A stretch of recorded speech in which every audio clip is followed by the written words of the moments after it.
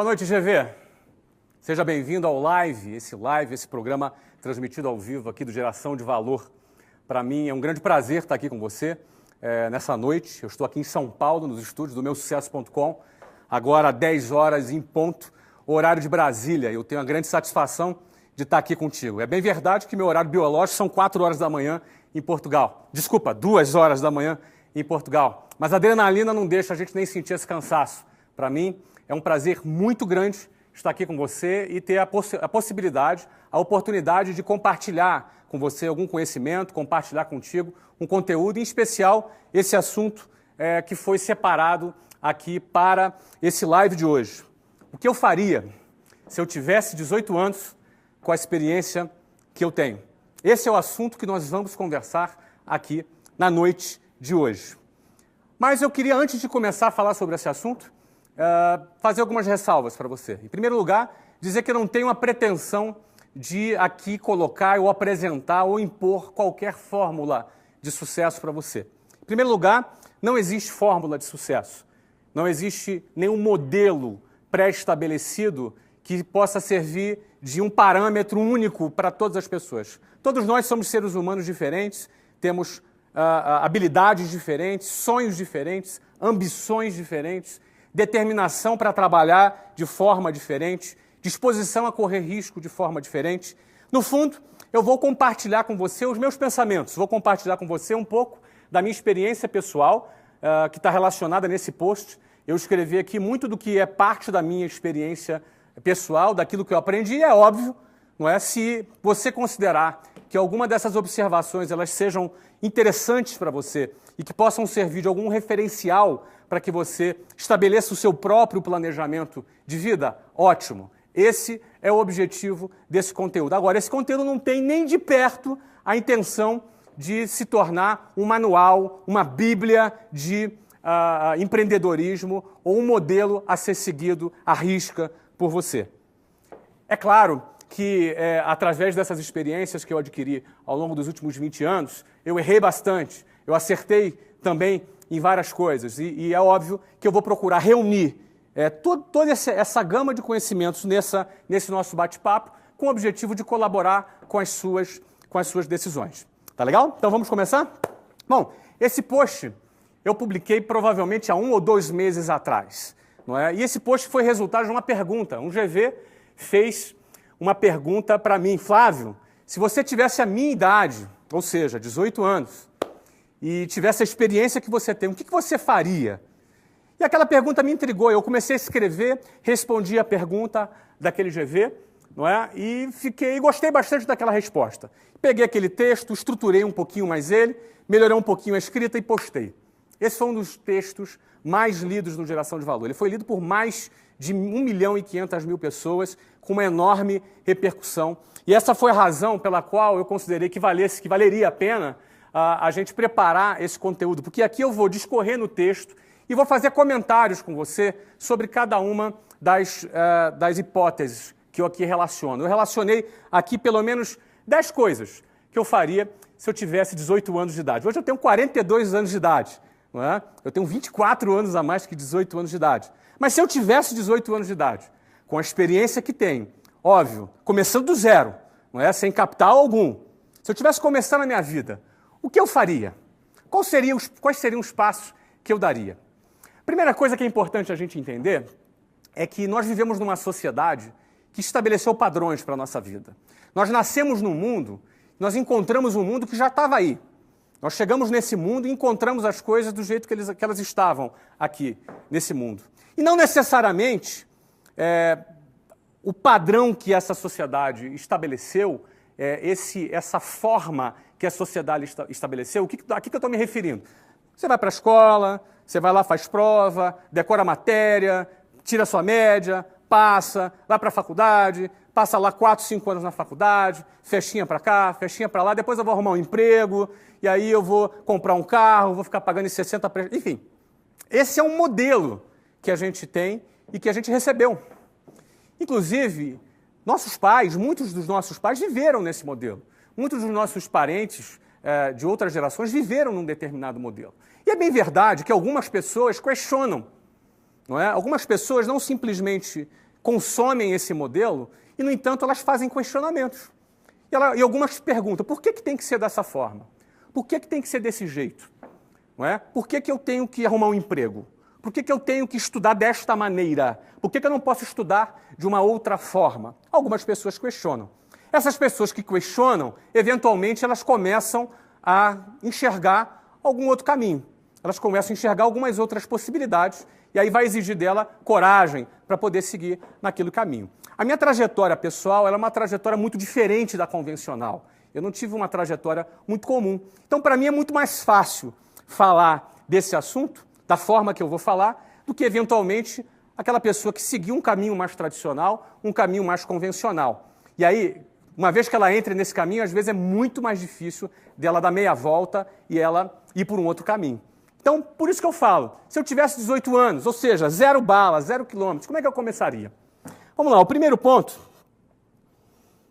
é como eu começaria. Em primeiro lugar, eu jamais teria um emprego. Eu jamais teria um emprego.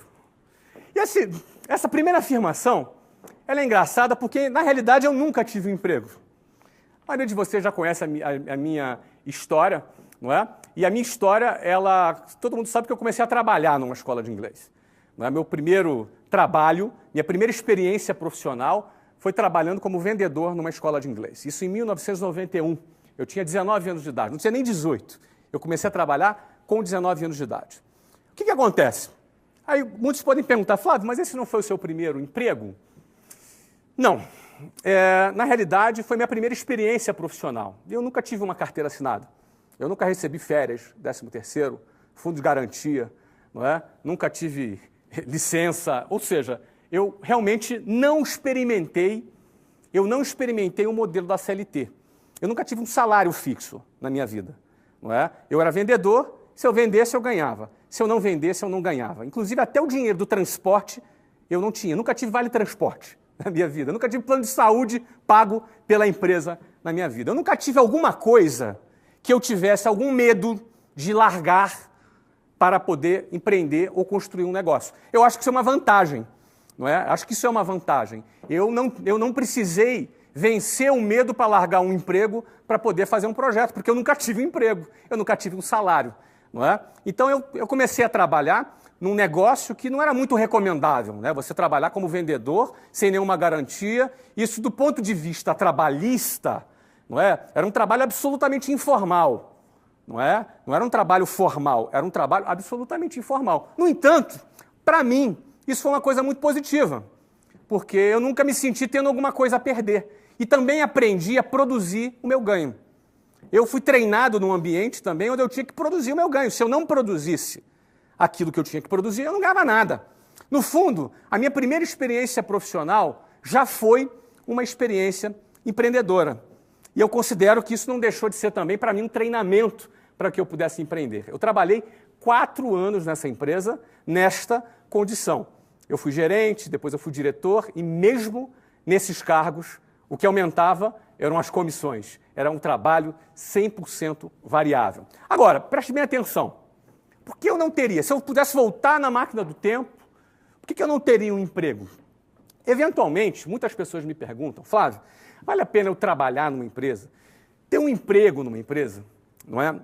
Para aprender aquele trabalho e poder me desenvolver naquela área, para poder eu empreender naquela área, eu acho positivo. E eu não acho nem que esse pode ser considerado assim, um emprego de carreira. É um emprego provisório. Não é? Eu tive a possibilidade naquela experiência profissional como vendedor, aquilo ali foi a minha escola de vendas. Não é? Eu aprendi a vender. Ainda mais eu, que tinha 19 anos, era um cara absolutamente tímido. Minha timidez, assim, falar em público para mim era o terror. Não é? Falar, como eu estou falando aqui agora, para um grupo de milhares de pessoas, temos quase um estádio aqui de futebol me assistindo agora nesse momento, falar para um grupo desse tamanho, talvez me desse, sei lá, vontade de desmaiar, eu sair correndo. Eu sempre fui uma pessoa muito tímida. Então, aquela escola de vendas, ela também me ajudou a superar a minha timidez, me ajudou a eu me tornar uma pessoa mais autoconfiante, não é? Já que eu estava dentro daquele processo. Então, a primeira coisa que eu faria se eu tivesse 18 anos, que eu não faria, eu jamais teria um emprego. Por que eu jamais teria um emprego? Número 2, eu venderia algum produto. eu escolheria algum produto. Vamos lá, eu tenho 18 anos, não tenho grana, tá? Não tenho grana, não tenho capital, não é? Para poder montar uma empresa. Eu faria o quê? Não é? Eu venderia algum produto. Eu escolheria algum produto. Aliás, a minha vida começou assim, vendendo um produto. O primeiro produto que eu vendi era relógio. Eu adorava relógio, não é? Então, eu convencia, eu lembro que tinha um camelô no centro do Rio de Janeiro, que eu convencia ele a me emprestar uns relógios. Eu não tinha dinheiro para comprar relógio, não é?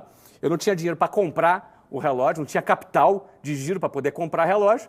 Então, eu fiz uma amizade com o camelô e convenci o cara a me emprestar os relógios. Então, ele me emprestava ali uns 10 relógios e eu vendia, ia lá, pagava ele. E o cara começou a confiar em mim. Então, pegava 10, pegava 20, pegava 30 relógios, não é? Pegava relógio e vendia. Isso era uma experiência minha, uma experiência inicial, antes mesmo de trabalhar lá no curso de inglês. A primeira coisa que eu vendi foi relógio, não é? Então, tive uma experiência de vender, uma experiência transacional de eu trabalhar com cliente. Muita gente tem preconceito com essa história de vender. Muita gente tem esse preconceito. Mas, no fundo, se você quer empreender, amigo, cara, empreender é vender, não é? A Volkswagen, se não vender, quebra. A Apple, se não vender, quebra. Todo empreendedor que tem a sua empresa e não vender, ela quebra. Então, a atividade básica de uma empresa é ter um produto e vender esse produto ou serviço. Se você quer ser empreendedor, mas você não quer ter a experiência de vender, você está perdendo uma oportunidade de iniciar pequeno o seu negócio. Porque o seu negócio não precisa ser uma empresa com um prédio, com 400, com 500 pessoas. Às vezes o seu negócio começa com um produto que você está vendendo, com uma carteira de clientes que você começa a fazer e uma experiência de expandir o seu capital de giro através da venda de um produto. No meu caso, eu estou dando um exemplo aqui do camelô, que eu pegava dinheiro, que eu pegava ali relógio emprestado para poder vender. A minha segunda, depois eu evoluí, depois eu cresci, não é?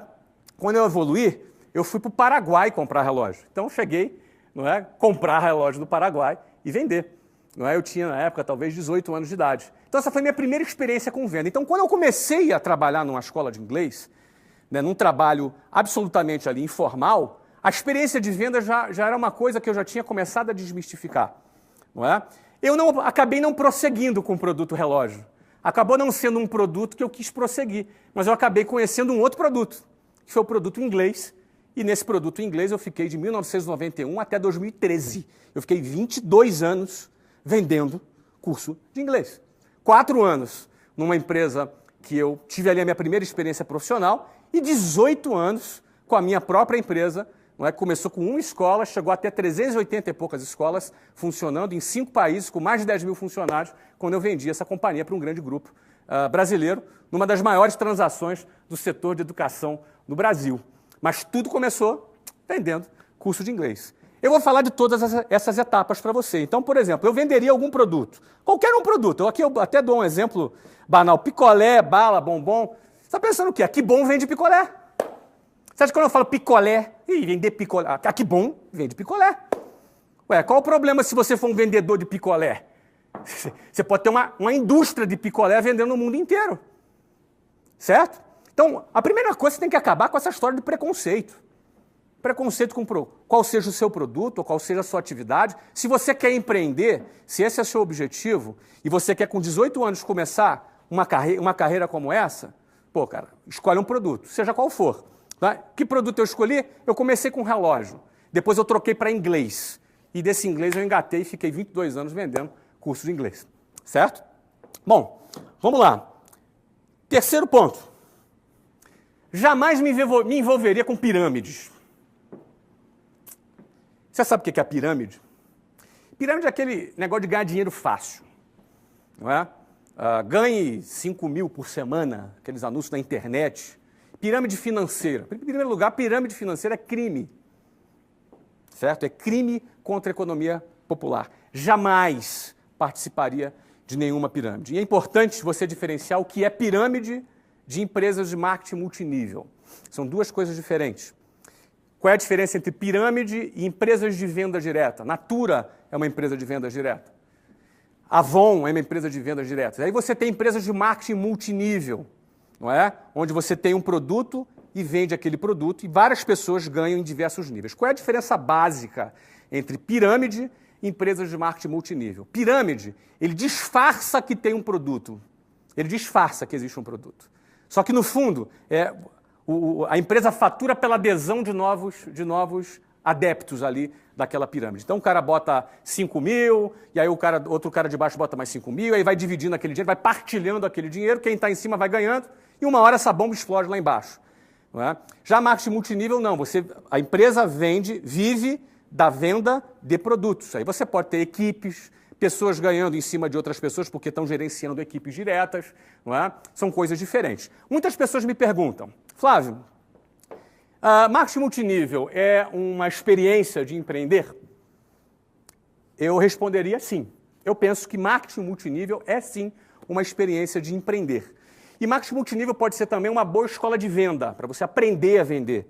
Você pode, eventualmente, em vez de começar a vender um produto por sua conta, você pode começar a vender um produto através de um sistema de marketing multinível. Tá? Eu, particularmente, nunca participei de nenhum esquema de marketing multinível e não sou muito simpático, certo? Com um sistema de marketing multinível, porque depende muito, acho que é muito arriscado, depende muito da rede que você está envolvida, das pessoas com quem você está envolvida, com aquelas pessoas diretas que vão te dar suporte. Eventualmente, pode ser que tenham pessoas sérias, pode ser que não tenham. Não existe um controle muito grande, né? O crescimento do marketing multinível é uma coisa um pouco orgânica. Então, acaba existindo um risco. E ainda se eu participasse de um marketing multinível, seria por pouco tempo. Eu não participaria por muito tempo. Talvez se eu participasse, seria para aprender a vender. Lembrando, eu tenho 18 anos agora, tá? Tenho 18 anos, o que eu faria? Não é? Então, talvez eu aprendesse a desenvolver técnicas de venda, ia começar a vender, mas depois eu ia partir para vender o meu próprio produto. Porque eu, Flávio, não participaria de um marketing multinível? Porque eu me preocuparia em criar a minha própria marca. A minha própria marca. Eu trabalharia para criar o meu próprio negócio, a minha própria marca, onde eu não só pudesse ganhar dinheiro por mês, né, empregar pessoas, ter impacto social, mas também eu criasse um valor patrimonial. Ou seja, o equity, onde eu tivesse um valor que essa empresa futuramente pudesse ser vendida por uma boa quantidade de dinheiro. Eu falo isso um pouco mais para frente. Essa é a razão que eu, talvez, se participasse do marketing multinível por um tempo, porque não deixa de ser uma boa escola de vendas, não é? Isso é Flávio. Tá? Não estou dizendo que se você participa de marketing multinível, se você curte, se você gosta, não estou falando mal, estou dizendo que Flávio, se participaria por um tempo como uma forma de aprender a vender, me desenvolver na área de vendas. Tá? Mas logo em seguida ia procurar trabalhar com o meu próprio produto e criando a minha própria marca. Então, o terceiro ponto, eu jamais me envolveria com pirâmides. Quarto ponto, numa segunda fase, depois de conquistar um pouquinho de capital, criaria modelos recorrentes de vendas desse produto, tipo um serviço de entrega de pães todas as manhãs com consumidores associados, me dedicaria a vender esse plano, tudo sem muito capital, mas que me permitisse começar pequeno, soar grande com escala. O que eu quero dizer com isso? Uma das coisas que eu aprendi em negócios ao longo da minha vida, que o trabalho de você vender um produto, muitas vezes é o mesmo trabalho de você vender um produto com vendas recorrentes. Vou te explicar o que isso significa. Eu tenho uma padaria, eu vendo pão. Então, eu posso estar lá, botar o meu pãozinho quentinho e esperar o meu cliente chegar para comprar pão. Isso é o que a maioria das padarias fazem. Eu, se tivesse uma padaria, eu não teria, em primeiro lugar, a paciência de ficar esperando o cliente comprar o meu pão. É da minha cultura. Se eu tenho ali 500 mil pessoas naquele bairro, eu vou querer criar um plano para que 100 mil pessoas, pelo menos, comprem o meu pão. Agora, não necessariamente essas 100 mil pessoas vão levantar de manhã, ir lá pegar o carro ou vão andando para comprar o meu pão. Senão ia criar um congestionamento, uma fila para comprar pão. Não é? Então, o que eu passaria a pensar? Eu criaria, se eu tivesse uma padaria, eu criaria um sistema de venda recorrente de pão. Bem, se você considerar que uma família precisa comer pão todos os dias, ou se ela come pão 3 vezes na semana, por que não fazer um pacote de venda de pão mensal? E em vez da pessoa sair de casa, ter o trabalho de ir lá comprar pão, certo? Ela recebe em casa, num motoboy ou num serviço de entrega, lá o pacotinho diário de pão dela, com pão quentinho. Vai lá num lugar, talvez numa motocicleta, com uma caixinha térmica, e entrega lá no bairro o pão quentinho para ela. Você imagina nessa situação, em vez de eu ficar sendo uma padaria passiva que vende pão, eu vou criar um plano de pão. um plano mensal recorrente, um contrato anual de compra de pão. Com o mesmo trabalho de vender um pão, eu vendo um contrato de pão por ano. Ou seja, se o cara consome 3 pães por dia, ou 4 pães por dia, e ele compra 5 vezes na semana, ele vai consumir 20 pães na semana. Em 4 semanas serão 80 pães, vezes 12, cerca de 1.000 pães. Eu assino um contrato de 1.000 pães e o cara me paga mensalmente. Isso se chama venda recorrente. Eu estou dando um exemplo grotesco, que é o exemplo do pão. É possível criar estratégias de faturamento recorrente. É possível você vender um determinado produto e, ao mesmo tempo, criar estratégias de vendas recorrentes. Se eu tivesse um restaurante, por exemplo, eu buscaria criar estratégias de vendas recorrentes. Eu não ficaria no modelinho tradicional, passivo, onde eu fico ali esperando o meu cliente entrar pela porta. Certo? Eu não vou me aprofundar muito nisso, mas eu acho que meu objetivo aqui é te dar alguns insights, né? Meu objetivo é te passar insights. Então, eu criaria sistema de vendas recorrentes. Eu tenho várias experiências de negócios que eu já fiz, que eu fazia a venda avulsa e passei a fazer uma venda anual e através de um pagamento parcelado. Eu tenho vários exemplos aqui ao longo da minha vida, dos negócios que eu já realizei. Isso em vários tipos de negócios, desde venda de publicidade, uma das empresas, por exemplo, que o nosso fundo, o TBDH Capital, investe, é uma empresa de conteúdo que vende publicidade. E uma das modificações que nós fizemos nesse modelo é criamos os pacotes de vendas de publicidade por venda recorrente. Ou seja, o diretor de marketing da empresa ou o diretor de mídia da agência de publicidade que tinha caneta, que assinava a compra de R$10.000 de mídia no mês, é a mesma caneta que compraria um pacote de 12 parcelas de R$10.000. É a mesma caneta que assinaria um pacote anual, num plano de mídia anual de 12 de 120 mil. Ou, desculpa, 12 de 10 mil, que daria um total de 120 mil. Ou seja, em vez de eu vender 10 mil, eu passaria a vender 120 mil reais. Se você ter ideia, cerca de 25% dos contratos, a partir do momento que a gente implantou esse sistema, e a gente procurou treinar a nossa área comercial, 25% dos contratos passaram a ser contratos de venda recorrente.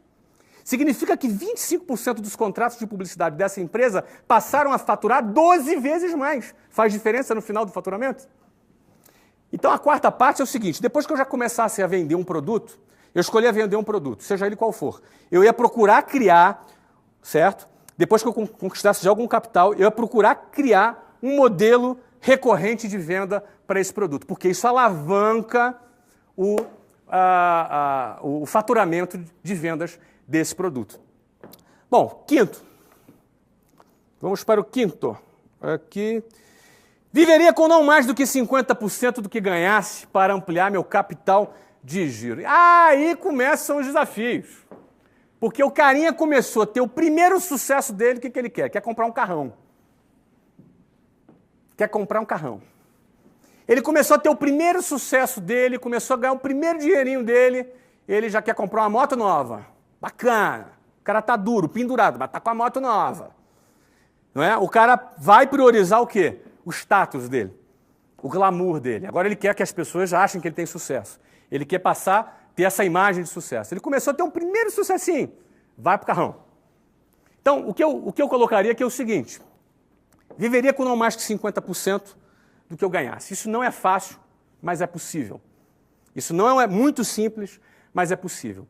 Por que isso é importante? Porque quando você amplia o seu capital, você aumenta o seu poder de fogo. Você pode investir no seu negócio. Você pode, inclusive, botar o dinheiro para trabalhar para você. E você não entra na onda insana de consumo. Aquela onda de consumo que as pessoas compram. Então, tem sempre um motivo para comprar, tem sempre uma oportunidade única para investir. Não é? Eu geralmente recomendo as pessoas guardarem 20%, não é, do salário. Mas aqui eu estou pegando pesado. No início, com 18 anos, o cara tem que guardar 50%. O cara mora com pai ainda. Né? Tem 18 anos. Vai guardar 50%. Guarda 50% do salário, do salário, do ganho, né, que ele está ganhando ali no negócio dele, e guarda, aplica ou investe no próprio negócio dele. Né? Fica com o teu carrinho velhinho, trabalha ali, né, reduz o teu custo fixo ao máximo possível, porque eu tenho 18 anos, eu quero crescer, eu tenho que ter capital, eu tenho que ter poder de fogo para poder investir mais e fazer o meu negócio crescer. Tá? Então, isso aí começa o desafio aqui, mas isso aqui é um fator super importante. Você viver 50% do seu ganho. Adapta a sua vida a isso, cara. Adapta a sua vida a isso. Não é difícil. Você primeiro não ganha nada. Daqui a pouco você ganha alguma coisa. Pô, adapta a tua vida ao menor custo possível. Deixa que você vai ter um carrãozão bacana lá na frente, você vai ter uma vida muito mais confortável lá na frente. Não é? Você conquista a sua independência financeira quando você acumula um capital e você pode usar esse capital para investir e bombar ainda mais o seu negócio. Ok? Vamos para o próximo. Me dedicaria a estudar todas as fases do processo a fim de começar a fabricar o meu próprio produto e investiria na minha própria marca. Então vamos lá. Primeiro, eu comecei a vender um produto. Comecei a faturar.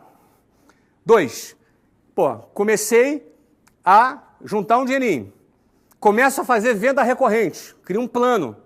Começo a fazer venda recorrente. Daqui a pouco eu estou avançando, estou crescendo, estou faturando mais. E aí o próximo passo seria o quê? Eu me dedicaria a estudar todas as fases do processo, a fim de começar a fabricar o meu próprio produto. Ou seja, se é um produto físico, eu posso ou fabricar esse produto, ou ter mais capital para comprar ele com mais volume e baixar o preço e aumentar a tua margem. Então, eu tenho essas duas hipóteses. Ou eu vou fabricar, vai depender do setor. Tá? Se for serviço, é outro papo. Por exemplo, a área de curso de inglês era uma área de serviço. Eu não tinha que fabricar nada. Não é? Era uma área diferente. Mas se é um produto, ou tu vai fabricar o produto, vai buscar estudar todas as fases para você fabricar aquele produto, ou então você vai juntar um capital maior para você comprar em volume. Você pode chegar numa fábrica e, eu comprava X, eu vou comprar agora 100X. Aí você pega o teu custo, você consegue uma negociação muito melhor, você vai levar isso lá para baixo, não é? Você vai ter que ter um custo maior de estoque, ou então você pode até negociar o próprio estoque dentro da própria fábrica, isso vai depender muito da sua negociação. Mas o ponto é você começar a ter a sua independência, fabricar o seu próprio produto ou comprar ele em grande escala para aumentar a sua margem. Investir em minha própria marca, isso é chave. Você investir na sua própria marca é chave, porque a sua própria marca, ela representa a sua independência. Você ter a sua própria marca representa você começar a construir um patrimônio. Quando você investe na sua marca, é o seu patrimônio, não é um patrimônio de um terceiro. Não é? Se você tem a sua própria marca e aquele teu produto expandiu e você está vendendo bastante, daqui a pouco essa tua empresa pode valer dezenas de milhões, centenas de milhões ou alguns bilhões. É assim que funciona. Mas desde que a propriedade intelectual seja sua. Isso é o maior valor que tem. Não é? Isso vale mais que lucro. Vale mais do que o lucro da própria empresa, é você ter a possibilidade de construir a sua própria marca. Seja de serviço ou seja de produto. Não é? Então, eu colocaria isso. Casualmente, gente, todas essas etapas aqui que eu estou falando, eu vivi elas. Não é? Então, na realidade, o que eu estou aqui escrevendo é que eu repetiria. Não é? Muitos desses passos que eu estou colocando, muitos não, todos até agora, pelo menos, foram passos que eu faria. Eu talvez mudasse uma coisa, que uma pessoa me perguntou, que eu, na minha época, não fiz. Uma pessoa me perguntou, seria aqui nesse slide aqui, ó. Ela me perguntou, venderia um produto, do 2, no 3, no 4, isso, entre o terceiro e o quarto aqui. A pessoa, aqui ó, no sexto, me dedicaria a estudar todas as fases do processo. A pessoa me perguntou, Flávio, você faria faculdade? Olha, eu não fiz faculdade, tá? Eu abandonei a minha faculdade. Eu estava no meio do meu projeto e deixei de lado a minha faculdade. Eu tinha uma matrícula de Ciência da Computação na Universidade Federal Fluminense. Primeiro eu abandonei engenharia mecatrônica e engenharia de computação, um na USP e outra na Unicamp, porque na época eu me apaixonei pela Luciana. A Luciana, vocês já conhecem, ela tinha 17 anos, eu 20, quando nos casamos. Temos 22 anos de casado hoje. E na época eu falei, não vou para São Paulo, não vou ficar longe da Luciana. Não é?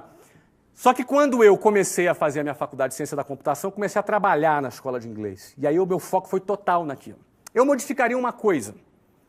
Né? Se eu tivesse 18 anos, de novo, isso é o que eu faria para mim. Isso não é regra, não estou nem te sugerindo isso. Mas eu, Flávio, jamais passaria 4, 5 anos da minha vida numa universidade. Jamais. Jamais. Perderia investiria meu tempo perdendo dentro da universidade. Por quê? Porque o que tem lá não presta? Não, não é isso. É muito bom, é muito legal, mas eu ficar 4, 5 anos da minha vida dentro de uma universidade, eu considero tempo demais. Não é? Em 4, 5 anos eu já tinha me casado e aberto minha empresa. Eu comecei a trabalhar com 19, com 23 eu abri o WhatsApp. Em 4 anos eu abri o WhatsApp, não é? Em mais 7 anos eu já tinha 1.000 funcionários. Então, eu não faria. Quando meus filhos, por exemplo, me perguntam, pai, eu devo fazer uma faculdade? Eu falo para eles, não. Eu digo isso para eles. Na minha opinião, vocês não devem ir para o college, né? Que é nos Estados Unidos. Não é? Mas minha professora me falou, pai, que se eu não fizer uma faculdade, eu não vou conseguir arrumar um emprego. Eu falei, responda para a sua professora que você vai trabalhar para dar emprego, não para arrumar emprego.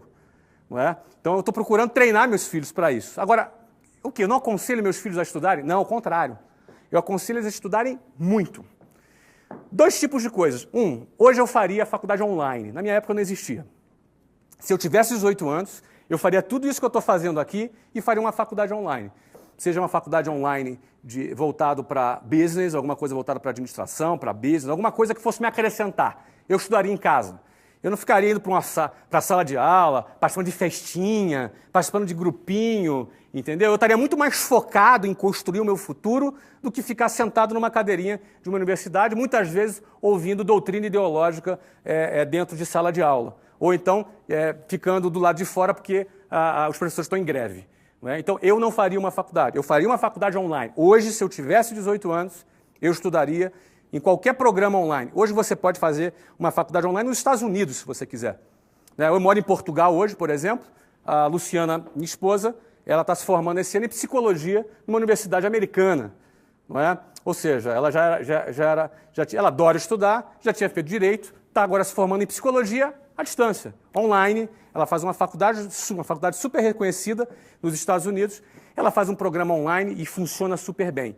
No ano passado, por exemplo, eu morei, só no ano passado, Estados Unidos, Inglaterra, Espanha e Portugal. Morei em 4 países no ano passado. Impossível meus filhos estudarem numa escola. Meus filhos estudaram num sistema de homeschool, que é um sistema online. Então eles fizeram ali, se eu não me engano, acho que a 6ª e a 7ª série online. E no final do ano eles faziam um teste de Stanford, que é um teste padrão que comparava eles com todos os alunos nas melhores escolas americanas. E eles estavam ali muito bem posicionados, não é? Inclusive muito melhor do que a maioria dos alunos que iam para a escola. Eles estudavam sozinhos, sem contar com o fato que eles acostumavam a pesquisar, acostumavam a buscar informação do que aquele sistema passivo da escola, que é o cara ficar sentado, um professor dando matéria ali para ele, ele fica passivo sentado para depois fazer uma prova. Não é? Então, por exemplo, hoje, se eu tivesse 18 anos, o que eu faria diferente do que eu fiz, porque na minha época não existia, eu faria, hoje, estudaria online. Agora, mais do que estudar online, mais do que estudar numa faculdade formal, porque eu nunca me interessei por ter diploma, não é? Ter diploma para pendurar na parede nunca foi uma coisa que me interessou, não é? Então, mais do que isso, eu faria o que eu faço hoje com muita frequência. Eu estudo bastante, eu leio bastante, eu estudo bastante, eu pesquiso bastante tudo que seja relacionado aos negócios que eu estou empreendendo. Então, eu preciso aprender sobre os negócios que eu estou empreendendo. Eu preciso estudar sobre aquilo que eu estou fazendo. Então, eu vou ler, eu vou estudar, eu vou pesquisar. Então, eu valorizo muito mais, por exemplo, a pesquisa própria do que um ensino formal em troca de um diploma. Não é? Se eu quero, por exemplo, trabalhar na área de comunicação, eu vou me dedicar a pesquisar e estudar coisas na área de comunicação. Se eu quero entrar na área de esporte, como, por exemplo, eu entrei e comprei um clube de futebol nos Estados Unidos, eu tive que pesquisar e entrar, mergulhar dentro do mundo do futebol, não é? Com o objetivo de me tornar um cara conhecedor o máximo possível e poder inovar dentro desse processo. Eu vou fazer uma faculdade de futebol. Agora eu vou estudar e vou me aprofundar nisso, certo? Então, se eu tivesse que mudar, assim, na minha trajetória, eu faria uma faculdade online e para os meus filhos é o que eu recomendo. Faça uma faculdade online, comece a vender um produto.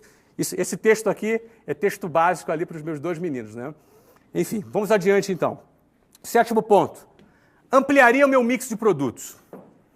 Bom, a partir do momento que eu já tenho o meu produto, a minha carteira de clientes, a partir do momento que eu já comecei a criar planos de vendas recorrentes, já estou investindo na minha marca, certo? Já estou investindo na minha marca. ok? Já estou estudando todos os processos para aumentar minha margem, seja fabricando ou seja comprando em maior escala para ter um desconto maior e fazer o meu estoque. Isso na hipótese de produto. Eu aumentaria o meu mix de produtos. O que é aumentar mix de produtos? Muitas vezes você, na mesma venda que você faz para a pessoa, que já é uma venda recorrente, você pode ter produtos acessórios que aquele mesmo cliente, no momento da compra, no momento mágico que ele decidiu fazer a compra dele, ele compra mais um segundo e um terceiro produto junto. É simples, você vai comprar uma roupa, não é? Você vai na loja e compra uma roupa. Ah, não, você vai comprar uma camisa. Quero comprar uma camisa. Duvido você sair da loja só com uma camisa. O cara vai te mandar um cinto, vai te botar um sapato, não é? Vai te mandar uma carteira, uma meia, uma cueca, enfim. O cara está treinado ali com um mix de produtos deles para despertar o teu interesse, despertar a sua necessidade num determinado produto. Então, se eu já tenho o meu produto, já estou vendendo ele de forma recorrente, já criei planos de vendas recorrentes para fazer com ele, não é? Então, eu amplio o meu mix de produtos para poder, naquele momento de venda, eu ampliar em 10% ou 15% o meu faturamento com o mesmo cliente. Não é? Então, sétimo, ampliaria meu mix de produtos. E detalhe, com a minha própria marca. Oitavo, isso aqui é muito bacana. Criaria canais de distribuição alternativos. Por exemplo, franquias, online, venda direta, B2B, etc. Isso é muito bacana. Porque aqui eu começo a falar de uma coisa que me atrai muito. Eu sempre, quando eu vou fazer algum determinado negócio, eu vou investir numa empresa, a primeira coisa que eu olho é a escala, é o potencial de escalabilidade desse produto. O que isso significa? Se eu posso, por exemplo, vamos dar um exemplo aqui, eu vou vender navio de guerra. Qual o potencial de escala que tem esse produto? Eu vou vender o quê? Para países, né? Eu tenho aí meia dúzia de países que podem comprar os meus navios. Então não é um produto que me atrai, não tem escala. Não vou vender navio de guerra para a dona de casa, não é, que vai comprar um navio de guerra. Agora, vamos pegar um outro produto. Eu vou vender alimentos. Pô, você tem um potencial de escala grande. Eu, particularmente, gosto muito de serviço. Não é? Eu gosto bastante de serviço. Até não tenho nada contra produtos, mas serviço é uma coisa que eu gosto muito, porque serviço você consegue ter uma margem maior, você cria valor agregado e você tem uma margem maior. Então, eu vou vender o quê? Um curso de árabe, curso de russo, um curso de inglês. Não é? Um curso de inglês tem muito mais escala do que um curso de russo, certo? Então, quando eu vou avaliar um produto, eu vejo o seu potencial de escalabilidade. Esse potencial de escalabilidade, ele pode ser distribuído de diversas formas, não é? O que seria um canal de distribuição convencional? Tem uma padaria, por exemplo, e eu sou o dono da padaria. Então eu vou abrir uma segunda filial da minha padaria. Vou botar um filho lá, vou botar um gerente lá, vou botar alguém para tocar essa padaria. Mas daqui a pouco eu abrir a terceira padaria, a quarta padaria, a quinta padaria, daqui a pouco eu estou no meu gargalo. Porque eu não tenho ainda competência gerencial, software de gestão, modelos de gestão, eu ainda não me desenvolvi, por exemplo, para ter mais do que 5, 6 padarias. Então você começa a esbarrar em alguns limites, limites técnicos, limites físicos, limites de experiência, de gestão, e por aí vai. Não é? Então esse seria um modelo convencional, você criar uma rede. Agora, o que seriam canais de distribuição alternativos? A franquia, por exemplo, é um modelo alternativo. Eu, quando tive escola de inglês, meus primeiros 3 anos, eu só tive escola própria. Eu abri a primeira escola, cada escola tinha que ter cerca de 40 funcionários, um espaço de 400 metros, eu abri a primeira escola. Sem grana e daquele jeito, no cheque especial, como você já deve conhecer a história. Não é? Depois, eu abri a segunda escola em São Paulo. Nos primeiros 3 anos, eu abri 24 escolas. Uma nova escola inaugurada a cada 45 dias. E aconteceu justamente isso comigo. Eu comecei a me sentir sobrecarregado, eu precisava me reinventar. E no meu caso, eu tinha uma certa resistência com franquia. No ano 2000, foi quando a gente implantou o nosso primeiro sistema de franquias. Então, o sistema de franquias, ele é um modelo de distribuição. Se você tem um negócio que é bem sucedido, dependendo do setor, considere a hipótese de expandir o seu negócio através do modelo de franquias. Não é? Ah, mas eu não tenho conhecimento, cara. Contrata uma consultoria de franquias. Contrata especialistas. Eu, por exemplo, contratei a Languetá, um grande amigo meu, ficou grande amigo, me ajudou a formatar a minha franquia lá atrás, em 1999. não é? Continua sendo um grande amigo hoje, continua formatando franquias, é um cara super bom nisso. Esse cara vai te dar todas as dicas, não é? Tem um Xerto aqui em São Paulo também, é um cara super bom também, não é? De formatar franquias, que é uma outra coisa, que é uma forma de adquirir conhecimento que eu sempre usei, que seria assim, conversar com especialistas. Então eu lembro que eu contratei a consultoria do Alan para me ajudar a formatar franquias, e assim, era uma consultoria de 6 meses. Na época eu usei 2 meses só, não é? Sentei com ele, paguei os 6 meses, mas só usei 2, porque eu já tinha ouvido o que eu queria. Fiquei muito amigo do Alan, e o Alan, eu falava sempre para o Alan, cara, esquece, cara, você já me deu o que eu precisava, já me deu as informações que eu precisava, porque eu sento do lado da pessoa e sugo, sabe, cara? Isso é um jeito legal de se aprender as coisas. Você pega um cara, senta do lado dele, se tiver oportunidade, suga a informação do cara e pergunta mesmo, anota, suga a informação. Pô, aquele cara que é um especialista, pô, e 1 hora de conversa com aquele cara, se bobear, é como se fosse 5 anos numa faculdade sentado ouvindo um professor falar. Você entendeu? Então você senta para o cara, ouve, suga. Eu sempre gosto eu sou uma esponja. Eu gosto de sugar a informação, colar em gente que saca daquele assunto e sugar informação. Até hoje eu faço isso. Não é? Novos negócios, dependendo dos novos negócios que eu faço, eu arrumo alguém, sento, marco a reunião, marco o almoço, o jantar, sento, converso e ali sugo conhecimento, que são sempre conhecimentos valiosos. Não é? Então, no exemplo de franquias, esse é um exemplo de canal de distribuição. Outro canal de distribuição é online. Nós estamos aqui agora com milhares de pessoas, aqui agora ao vivo, 10 horas e 40 minutos, eu estou aqui em São Paulo, ao vivo, falando com milhares de pessoas. Nós estamos online aqui. Nós estamos online. Quem diria, se a gente voltasse no tempo, que seria possível você estar falando com milhares e milhares de pessoas online, ao vivo, da maneira que a gente está fazendo aqui. É impressionante o que a tecnologia hoje te proporciona. A tecnologia ela te proporciona você ter uma escala grandiosa. Uma escala grandiosa. Eu tenho aqui gente hoje de outros países aqui assistindo essa transmissão ao vivo. Não é? Eu estou aqui podendo colaborar, transmitir informações para você que está lá no Japão, que está aí, você que está aí na Inglaterra, você que está nos Estados Unidos, na Argentina, e você de todo o Brasil, de norte a sul. Ou seja, o canal de distribuição online te permite você falar com o mundo inteiro, te permite você vender o seu produto ou o seu serviço para o mundo todo. Isso é um canal de distribuição alternativo, pouco explorado, porque pouca gente tem competência, teve tempo ainda de desenvolver a competência para fazer isso da forma que, por exemplo, nós estamos fazendo aqui. Não é? Isso não deixa de ser uma alternativa para você, para fazer o teu sistema de distribuição online. Então você pode vender serviços e produtos online. Venda direta. Não descarte a possibilidade da venda direta. A Avon é uma empresa bilionária que está no mundo inteiro através de venda direta. Você pode ter equipes de vendedores. Por exemplo, roupa. Roupa é um excelente produto para se vender através de venda direta. Porque nem todo mundo tem tempo de ir até uma loja para poder escolher uma roupa. Eu lembro que quando eu ia para eventos aqui em São Paulo, na época ainda na empresa, eu sempre ligava para a loja e falava, olha, eu vou estar no hotel, manda alguém lá. Então ia lá o gerente da loja, me levar a roupa no hotel, já sabia o meu tamanho, já sabia o que eu gostava, o que eu não gostava, e eu escolhia ali, comprava, o cara levava para mim. Era o exemplo de uma loja que eu gostava, e o cara confiava em mim, e o cara fazia isso comigo. Agora, o cara que quer vender roupa, roupa é um excelente produto para você vender com venda direta. Não é? Você imagina, você ter uma equipe de 500 pessoas vendendo roupa para você. Daqui a pouco você está fabricando, você está comprando, você está estocando. Você tem uma equipe, você vai motivar seus vendedores, você vai dar prêmios. Ó, quem vender mais ganha uma viagem, quem vender mais ganha isso, enfim. Você tem um sistema de treinamento, você vai padronizar o seu treinamento de vendas, você vai fazer concursos, vai fazer competições e por aí vai. Ó, você sabe quem está arrebentando com venda direta? Silvio Santos.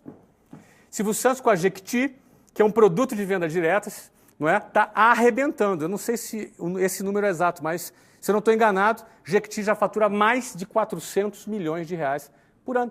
Um produto que há 6, 7 anos atrás sequer existia. Não tem loja Jequiti, é venda direta. Eu não sei quantos vendedores tem, mas eles recrutam os vendedores e vendem um produto. Então, eventualmente, o canal de distribuição de venda direta, ele é um tipo de canal de distribuição alternativo. Um outro aqui é o B2B. B2B é business to business, ou seja, você vender para empresas, fazer contratos corporativos. Por exemplo, se o seu trabalho é alimentação, você pode terceirizar a alimentação para uma empresa. Você pode ter produtos que o seu cliente final, em vez de ser um consumidor final, não é, uma pessoa física, não é, que é o B2C, que é Business to Consumers, não é? Você vai ter um produto que é o quê? Que você vende de B2B, de business para business. Você vai vender para empresas. O teu cliente final são empresas. Você pode criar, por exemplo, uma linha de produtos corporativos. Por exemplo, se você vende roupa, o que impede de você fechar com uma empresa para fazer a apresentação de roupas para essa empresa, se for o caso de roupa? O que impede de você fazer isso? Você está em um escritório que tem 80 pessoas trabalhando com gravata e terno.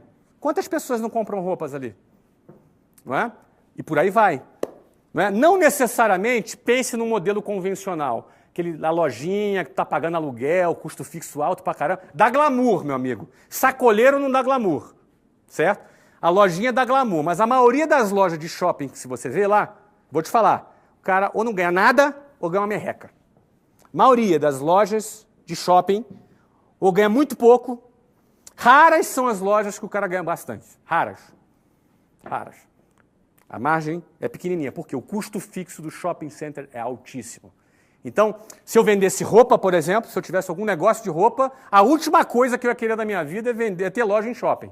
Talvez criasse um modelo de venda online, talvez criasse um modelo de quiosques em shoppings, não é? Ou criasse um modelo de venda direta. Uma equipe de vendedores treinados para vender. Altamente estimulados, ganhando bem, ganhando prêmios, vendendo, um exército de vendedores vendendo a roupa ou qualquer outro produto, não é? Ou seja, criaria canais de distribuição alternativos. Isso que eu faria. Como eu fiz no meu negócio, não é? Lá no meu negócio, eu tinha um sistema de distribuição alternativo que era venda direta. Meu curso de inglês lá, 95% das vendas eram feitas pela minha equipe de vendas. A gente tinha cerca de 600 a 800 vendedores no Brasil inteiro vendendo os cursos. Aliás, eu comecei assim. Eu era vendedor de um curso em 1991. Quando eu montei a minha operação de escola de inglês, eu continuei tendo uma operação de venda direta. Óbvio, não naquele modelo. Os vendedores lá eram formalizados, com salários registrados e tal. Mas os caras eram altamente estimulados, motivados, tinham sistemas de premiações super arrojadas, tinham um engajamento super grande na empresa. E a gente tinha 800 vendedores vendendo o curso. Eram, na época, cerca de 80 mil novas matrículas por ano que a gente fazia com aquela equipe. Então você imagina, não é? Se eu ia ficar com um cursinho de inglês ali com a placa matrículas abertas. Não, a gente tinha modelos, não é? A gente tinha canais de distribuição alternativos. E a venda direta era uma delas. Também tinha franquia como canal de distribuição alternativo. Eu também vendia online. E a gente também tinha B2B, a gente tinha plano corporativo. Então, canais de distribuição. O mesmo produto que você tem, você pode vender por diferentes canais de distribuição. É como se cada canal fosse uma empresa diferente. Você está crescendo o seu negócio, simplesmente ampliando o número de canais de distribuição que você tem. No auge da companhia, venderia para um fundo, banco ou concorrente, embolsando uma enorme liquidez. Vou até beber uma água aqui agora.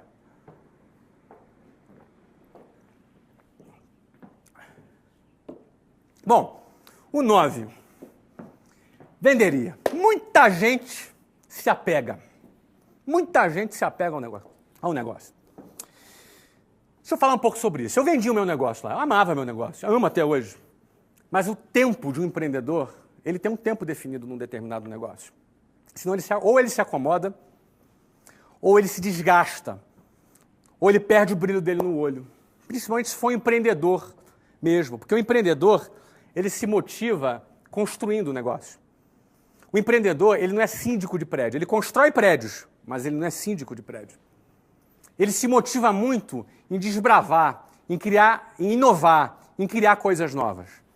Muita gente, eu me lembro, quando eu vendi o negócio, não é? O nosso negócio foi vendido por quase R$1 bilhão, e algumas pessoas chegavam para a gente e falavam assim, puxa, Flávio, o que deu errado, hein? Você vendeu, né? Pô, tava com algum problema o negócio? As pessoas acham que porque você vendeu um negócio estava com problema. É o contrário. Isso é uma questão de cultura. Nos Estados Unidos, quando você vende um negócio, a primeira coisa que você ouve é parabéns. Por que parabéns? Porque quando você criou um negócio a ponto de despertar no mercado interesse naquele negócio, a ponto de ter criado um valor que um fundo, uma empresa profissional decidiu investir e comprar o seu negócio, isso é um reconhecimento muito grande.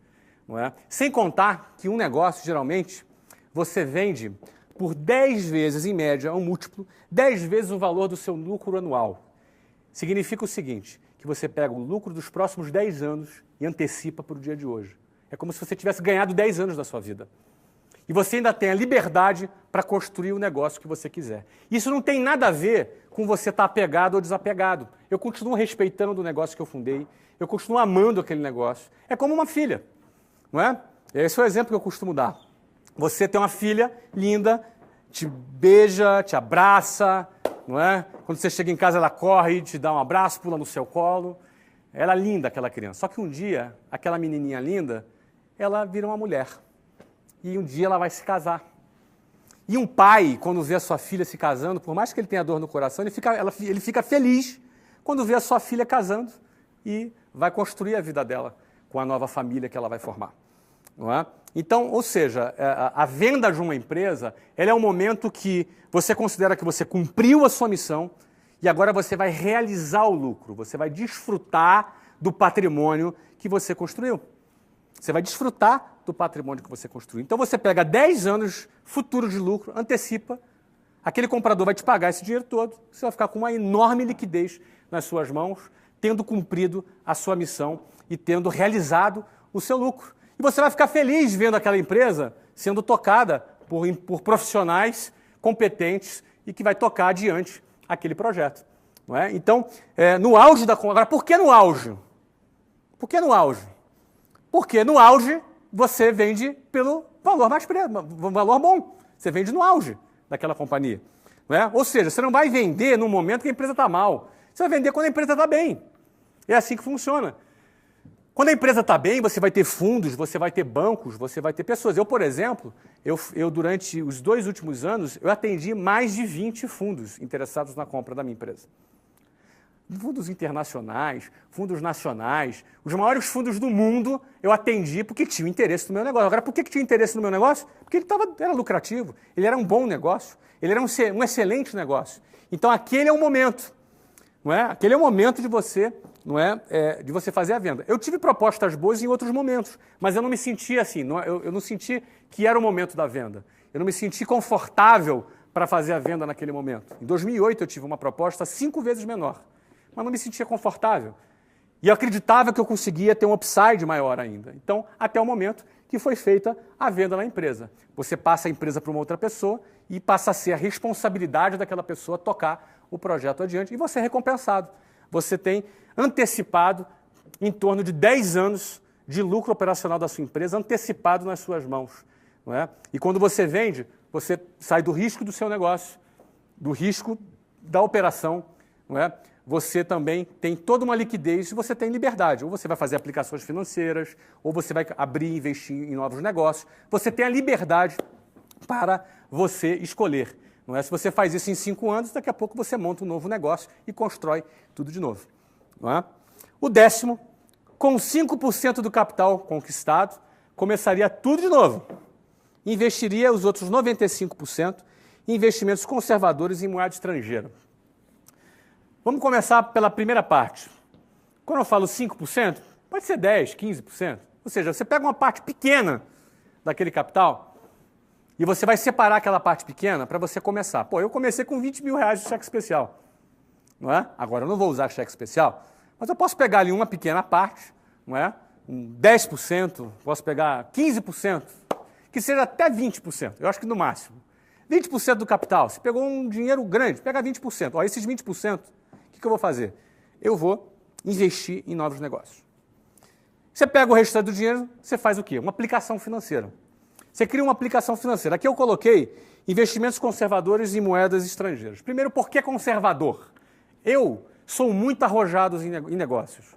Eu invisto, Eu não tenho problema com correr riscos, não é? Não tenho realmente problema. Eu sou bastante arrojado. Agora, para investir o meu dinheiro, eu não sou arrojado. Eu sou bastante conservador. Porque quando eu abro um negócio, depende de mim. Eu tenho operação na minha mão, não é? Eu não vou vender pão esperando o cara comprar pão. Eu vou criar uma venda recorrente de pão através de uma equipe direta, ou por franquias, ou por outros canais de distribuição, com a minha própria marca. Percebe? Então eu não vou fazer a coisa de maneira passiva. Entendeu? Então, o que acontece? No meu negócio, eu garanto o trabalho. Agora, investimento financeiro, eu não invisto em bolsa de valores. Já investi bastante, já ganhei bastante dinheiro em bolsa de valores, até já perdi também. Mas eu não invisto, por que eu não invisto em bolsa de valores? Porque eu prefiro, se eu quero empreender, eu prefiro investir nos meus negócios. Eu boto fé no meu taco. Eu boto mais fé no meu taco do que nos executivos que estão ali nas empresas. Então eu prefiro investir nos meus negócios. Se é para eu investir em negócio, eu invisto nos meus. Eu compro os meus negócios. Eu invisto em novas ideias. Agora, eu aposto muito mais nisso do que investir em empresa que está sendo tocada por algum executivo. Certo? Então, eu prefiro investir no investimento conservador. E por que em moeda estrangeira? Hoje nós vivemos uma flutuação de câmbio muito grande. Hoje, nesse momento, principalmente com as eleições, né, você percebe, né, dependendo do resultado da pesquisa, sobe a bolsa, cai o dólar, ou dependendo do resultado da pesquisa, cai a bolsa, sobe o dólar. E você, na hora que você investir o seu dinheiro, você não pode ficar à mercê do sobe e desce das pesquisas eleitorais. Você não pode ficar à mercê do sobe e desce do desempenho dos executivos das empresas de capital aberto. Não é? Eu não quero depender disso. Muita gente fala, não, mas você pode fazer uma análise fundamentalista associada com análise gráfica. Cara, eu não quero saber disso. Eu quero saber o seguinte, eu pego meu dinheiro, invisto no meu negócio, abro ele e vendo ele por 1 bilhão depois. Ponto. Isso eu garanto. Agora, eu garanti o que vão fazer lá na Bolsa de Valores, eu não gosto. Eu, Flávio, não estou dizendo que é errado. Você gosta de bolsa, investe em bolsa, ótimo. Eu, Flávio. Tá? Então, agora, eu pegaria o investimento conservador. Hoje, o que seria um investimento conservador em moeda estrangeira? Títulos de dívidas de governos AAA, não é? Ou seja, governos bom pagadores, ou de empresas AAAs. Você imagina, você pegar e comprar um título de uma dívida da Apple, você comprar uma título de uma dívida de uma boa empresa, entendeu? Ou seja, tem garantia, que vai fazer o pagamento. Você ganha isso aí 5% ao ano em dólar. Hoje no Brasil, você ganha numa aplicação conservadora, você pode ganhar entre 9% a 11% ao ano em real. Só que é o seguinte, só a inflação é 6%. Se você está ganhando 10%, tira 6%, 6,5%, que é a previsão da inflação, 6,7%, que é a previsão da inflação esse ano, já está dando 3,3% de rentabilidade. E aí tem um soluço no dólar, o dólar sobe 10% e tu perdeu dinheiro. Você ganhou 10%, mas perdeu 6,7% do dólar, perdeu mais 10% do câmbio. Então, nesse momento, eu faço um investimento conservador em moeda estrangeira, e uma boa moeda hoje para você fazer investimento financeiro é o dólar. A economia americana cresce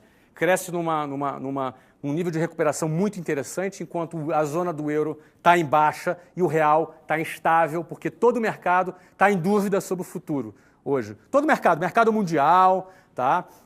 Não estou falando de papo eleitoral não, tá, gente? Aqui estou falando de papo técnico, ok? Todo o mercado aguarda para ver o que vai acontecer no Brasil, porque dependendo do que acontece no Brasil, o dólar sobe e as ações caem e por aí vai. Então as pessoas estão procurando fugir do investimento no Brasil nesse momento. Isso acontece em todas as eleições, não é só nessa não.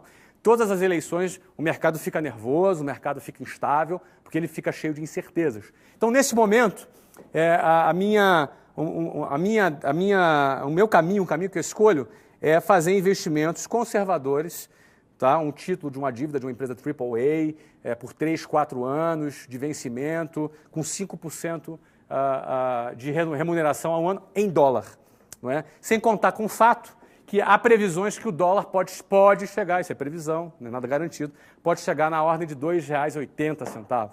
Não é? Ou seja, se você tem uma aplicação a 5% em dólar, você tem um bom resultado. Como é que você sabe disso? Fale com o seu banco, né? O seu banco tem que te orientar nisso. eventualmente tem um banco que é fraco, procura um banco melhor, procura um private, um banco que vai te dar um atendimento num outro nível. Tá?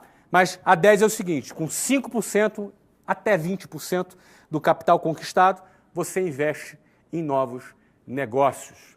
Não é? Então vamos fazer um resumo rápido aqui. Tá? Primeira coisa que eu faria se eu tivesse 18 anos. Primeira coisa, eu não arrumaria emprego. Eu não quero ficar preso no emprego. Viver com CLT ali, ganhando um salário. Não, eu ia ter o meu negócio. Então, para começar a ter o meu negócio, eu ia começar. Primeira coisa, vender o meu produto. Achava um produto qualquer para eu vender. Depois que eu fosse vender esse produto, eu ia procurar criar sistema de vendas recorrentes. Ou seja, em vez de vender um produto, vendo 12 no ano.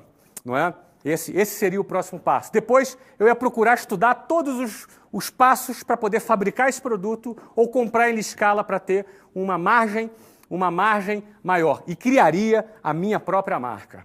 Criaria a minha própria marca. Porque eu criando a minha marca, eu tenho o meu patrimônio. O próximo passo que eu faria, eu criaria sistemas de distribuição alternativos, como franquias, como vendas online, como B2B, como venda direta, não é? Para poder distribuir e expandir o meu produto. E por fim, quando esse produto estivesse muito robusto, estivesse no seu auge, eu faria a venda dessa empresa para um fundo, para um banco de investimento, para um concorrente e embolsaria 10 anos de lucro futuro no presente, gerando uma enorme liquidez.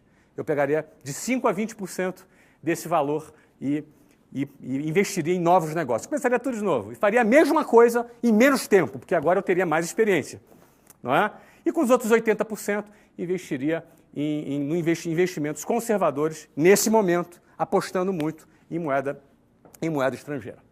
Bom, é isso que eu faria se eu tivesse 18 anos de idade. Não é? Agora, para você encarar uma trajetória de vida como essa que eu acabei de falar, não é muito simples. Não é muito simples. Porque você vai ter que... essa trajetória de vida é uma trajetória de vida padrão? Pensa comigo. É padrão? É o que a boiada faz? É o que as pessoas que seguem um rumo comum faz? Nós fomos treinados nessa sociedade para viver dessa forma? O nosso aluno da escola e na universidade, ele é treinado para ter essa mentalidade, enxergar negócios dessa maneira? A gente sabe que não. Então, qualquer maluco que resolve tomar uma iniciativa para fazer a coisa dessa forma, ele vai ter que enfrentar um monte de problemas. Ele vai ter que enfrentar um monte de problemas. Eu quero falar agora, sabe quais são os problemas mais frequentes? Sabe quais são os problemas mais frequentes? Vamos lá? São 10 problemas. Eu não vou dar intervalo, não. Vamos uma atrás da outra. Vamos lá. Primeiro problema, o sistema convencional de ensino não prepara para nada disso. Essa é a realidade. Infelizmente, o sistema tradicional de ensino não prepara você, não me preparou, não prepara ninguém para nada disso. Eles preparam para outra coisa. Eles preparam para um outro modelo. Ele prepara o funcionário da fábrica. Ele prepara o funcionário do varejo. Ele prepara a pessoa para o mercado de trabalho. A pessoa, desde cedo, ela é doutrinada, ela é condicionada, não é, a isso. Eu não estou dizendo que isso é ruim, não estou falando que isso não é digno. Pelo amor de Deus, gente, não é isso que eu estou dizendo. Claro que é digno, claro que é bacana, o trabalho é digno, óbvio. Agora, e para quem quer mais da vida? Para quem quer, por exemplo, viver uma vida diferente, fora da curva? Para quem, por exemplo, é questionador e não acha que as coisas na sociedade devem ser do jeito que elas foram apresentadas. E para quem enxerga oportunidades de negócios em vários lugares. Esse cara faz o quê? Segue a boiada? O que ele faz? Não é fácil. O primeiro desafio é que o sistema convencional não te prepara para isso. Não existe educação financeira. Não existe as pessoas trabalharem para você trabalhar o seu dinheiro. Não é? O que existe em relação a dinheiro hoje é o quê? É a mídia, é a publicidade te massificando. Compre, compre, compre, compre. E como é que você constrói seu futuro? Como é que você constrói a tua estrutura de capital para investir no seu negócio? Então, o primeiro desafio para viver uma vida nesse estilo que eu falei aqui, que na realidade a única diferença da minha trajetória dos 18 anos até hoje, a 42 anos, é que na minha época não existia faculdade online. Hoje eu faria a faculdade online. Hoje eu continuaria não fazendo a faculdade presencial, mas a online eu faria. Não é? Agora, para viver assim, o sistema de ensino convencional não te prepara para isso. Isso é um problema. Não é? Qual é o segundo problema? A sociedade discrimina os que começam esse tipo de jornada, mas bajula os que chegam ao final dela. Infelizmente, isso que acontece. A sociedade critica. Chega, não é? Hoje em dia é muito comum, eu imagino que alguns pais, quando veem o filho indo por um caminho desse, é natural que ele fique preocupado. Os pais, às vezes, eles tentam impedir que os filhos se frustrem. Isso é natural, isso inclusive é muito nobre.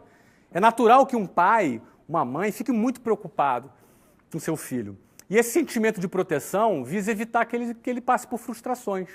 Só que, no fundo, alguém que quer construir alguma coisa maior, ele deve ser uma pessoa muito mais apaixonada pela vitória do que pelo medo de perder. Ele deve ser muito mais uma pessoa apaixonada pela conquista do que pelo medo de tomar um prejuízo. Por isso que o empreendedor ele tem que ser corajoso. O empreendedor ele precisa ser corajoso, porque ele não pode temer o prejuízo. Ele não pode temer o revés. Ele não pode temer uma variável que pode acontecer. Ela pode acontecer. Porque ele é movido muito mais pela vitória do que pela possibilidade da perda. Algumas pessoas são mais conservadoras. Elas querem muito mais garantir, jogam na retranca para não tomar gol. Mas também não faz gol. Vive de forma limitada, mas também não passa nenhuma frustração. É uma questão de estilo de vida. Cada um escolhe aquilo que quer para a sua vida. Não existe certo, não existe errado. Eu estou dizendo o que eu faria. E tem muita gente que também prefere fazer dessa forma. Mas o problema é que a sociedade discrimina. Ele discrimina mesmo. Discrimina mesmo. Eu lembro que eu saía de manhã para trabalhar, voltava à tarde da noite, e muita gente falava assim, pô, coitado do Flávio, um garoto tão inteligente, né? Um menino tão inteligente, agora virou vendedor, vende curso de inglês. Coitado do Flávio, tinha um futuro tão brilhante, agora está aí vendendo curso de inglês. A sociedade discrimina. Só que depois é o seguinte, essa mesma sociedade que discrimina o cara que abriu mão daquela trajetória glamurosa, não é? Essa mesma sociedade é a mesma que lá no final dela, ela vai bajular o cara. Ela vai dar tapinha nas costas do cara e falar, pô, cara, parabéns, sabia que você ia dar certo, parabéns. Essa mesma sociedade é a pessoa que vai bajular. Então, isso não deixa de ser um desafio, porque quem opta em seguir por esse caminho precisa estar disposto a enfrentar esse tipo de discriminação, sabendo que um dia a história muda.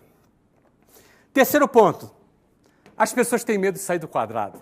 Isso é um outro desafio. Porque você pode ter uma visão, eu falei isso hoje de manhã para uma galera legal lá na Editora Abril, que eu conversei lá, eram os finalistas do prêmio Jovens Inspiradores, inclusive, sei que vocês estão aí assistindo agora essa apresentação, um abraço, foi um prazer estar com vocês hoje de manhã, não é? Mas, infelizmente, um desafio é que as pessoas têm medo de sair do quadrado. Porque dentro do quadrado é um lugar seguro. Junto com a boiada, você se sente mais seguro. Junto com o fluxo normal da sociedade, você se sente mais sob controle da situação. E é um desafio. Você sair do quadrado é um desafio. É cultural, sabe? Você nasceu. Então você realmente... A atitude de sair do quadrado precisa ser uma atitude corajosa. E nem todo mundo tem a coragem de sair do quadrado. Nem todo mundo tem a coragem de fazer diferente do que a boiada faz. Infelizmente, esse é um desafio para que você implemente aqueles 10 passos que eu falei. Quarto desafio, você raramente terá apoio se disser que não quer mais seguir a boiada. Se confunde um pouco com o que eu acabei de falar agora. Dificilmente. Você chega para tua mãe ou para o teu pai e fala, pô, eu vou fazer um concurso público. Oh, muito bom, parabéns, isso aí. Agora você vai falar assim, olha, eu vou deixar a faculdade porque eu quero abrir meu negócio. O que vai acontecer? Hein? Você é muito sonhador, meu filho. Você é muito sonhador. Você tem que acordar para a vida. A vida não é desse jeito que você está pensando. Não fique chateado com isso. É normal você ter esse tipo de comportamento. É normal você ter esse tipo de preocupação. A questão é como você lidar com isso. Você tem que saber lidar com isso se você quiser realmente, não é, seguir lá aqueles 10 passos que eu falei. O quinto desafio capital é bom, mas é possível conquistá-lo vendendo. Por exemplo, muita gente não começa o seu negócio porque fala assim, cara, eu preciso arrumar um investidor. Ele fica a vida inteira atrás do investidor. Ele acha que com uma boa ideia na mão e um plano de negócio debaixo do braço, ele vai arrumar um investidor. Nem sempre ele vai arrumar um investidor. Às vezes vai, mas nem sempre vai. Certo? Tem pelo menos mais 877.954 caras tão bons quanto você, ou melhores que você, com uma ideia legal e um plano de negócio de baixo em busca de alguém que bote dinheiro no negócio dele. A questão é, você quer ficar dependendo disso? Eu nunca tive investidor. Nunca tive. Ninguém nunca investiu no meu negócio. Eu, quando era a hora de ter um investidor, eu preferi vender meu negócio inteiro. Todos os meus negócios eu fiz com meu capital próprio. Inclusive o primeiro negócio foi com 20 mil reais do cheque especial. Era a grana que eu tinha. Só que é o seguinte, não é bem só os 20 mil reais do cheque especial. Era mais a grana que eu vendia, que eu gerava venda e gerava capital. Então, por exemplo, um exemplo básico, você vende relógio, vende um relógio. Com o dinheiro de um relógio, você pega o lucro e guarda. Compra mais um, vende um, vendeu o segundo, agora você tem dinheiro para comprar 2 relógios. Comprou 2 relógios, vende 2 relógios, compra o terceiro. Vendeu 3 relógios, compra o terceiro, compra o quinto. E por aí vai. Você faz capital vendendo. Estou falando de uma coisa básica, tá? Eu estou falando de uma coisa elementar. Isso vale para a empresa, isso vale para negócio, isso vale para startup, vale para o que for. Você precisa de 100 mil reais para abrir o seu negócio? Ah, você não tem a grana? Cara, vende. Arruma uma forma de você vender um produto e construir o seu capital. Fica bom de vender, porque capacidade de vender gera capital e te decreta a sua independência do tal investidor. Não é? A partir do ano de 2008, era um monte de investidor atrás de mim querendo comprar 20%, 30%, 40% do meu negócio. Eu não quis vender. Eu quis vender, na hora que eu quis vender, eu vendi 100%. Porque lá atrás, nenhum investidor bateu na minha porta para investir. Eu tive que pagar 12% de juros ao mês. Não é? Então, na realidade, capital é bom.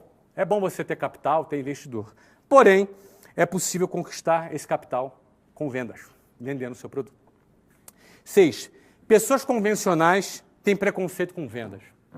Já falei isso aqui algumas vezes. Isso pode ser um desafio para pessoas que vão criticar você porque você está vendendo um produto, ou um desafio para você mesmo, que talvez você seja o preconceituoso. Não é? Sabe como é que às vezes a pessoa tem preconceito? Ela pensa assim, olha, eu não nasci para vender. Eu não tenho jeito para vender. Eu não tenho dom para vender. Não é como se o cara nascesse, né, com dom de vender, igual o cara que pinta, o cara que toca um instrumento, o cara que canta. Mesmo o cara que pinta, o cara que toca instrumento, o cara que canta, ele pode aperfeiçoar a sua técnica para ser bom naquilo que ele faz. Então é possível você sim vender. Vender é uma atitude que você tem que ter quando você... Não é o prazer da venda, é o prazer de chegar onde você quer chegar. É o prazer de você chegar onde você quer chegar. O que faz alguém vender, eu, por exemplo, eu não tinha prazer em vender e às vezes alguém me trata mal, alguém me dá não é? Porque o vendedor ele ouve um monte de não. Então o meu prazer não era em tomar não, em ficar tomando não. O meu prazer era o seguinte, era conquistar o meu objetivo. Não é? Eu trabalhava para conquistar o meu objetivo e não para ter prazer no meu dia a dia como vendedor. Aquilo ali era um estágio, aquilo ali era um momento da minha vida. Não é? Eu tinha que passar por aquilo, eu tinha que vencer aquilo para chegar onde eu queria chegar. Então eu não olhava para o hoje, eu olhava para onde eu queria chegar. Se você olhar para o hoje, você vai olhar, mas é difícil vender, você toma muito não, é chato pra caramba, não é? Eu não tenho prazer em fazer isso. Não é? Você acha que eu tenho prazer em fazer tudo que eu faço no meu dia a dia, no meu trabalho? Não se iluda, você não vai ter prazer em tudo que você faz, você vai ter coisa do seu trabalho que você não gosta de fazer, mas você vai fazer porque precisa ser feito.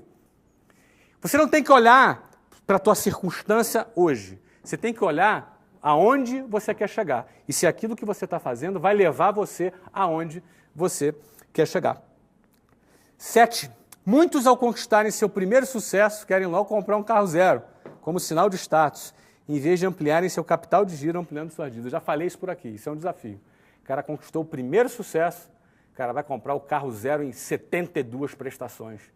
O cara vai pagar 5 carros no final de 6 anos. Mas o cara está com carrão, entendeu? Cara, as minas começam a olhar para ele de forma diferente, entendeu? Então, o cara vive essa ilusão do status e fica escravo pagando 3, 4, 5 carros. Amigo, Acorda, cara. Constrói teu patrimônio, constrói tua independência financeira, entendeu? Não entra nessa onda de consumismo, não. Fica acima disso.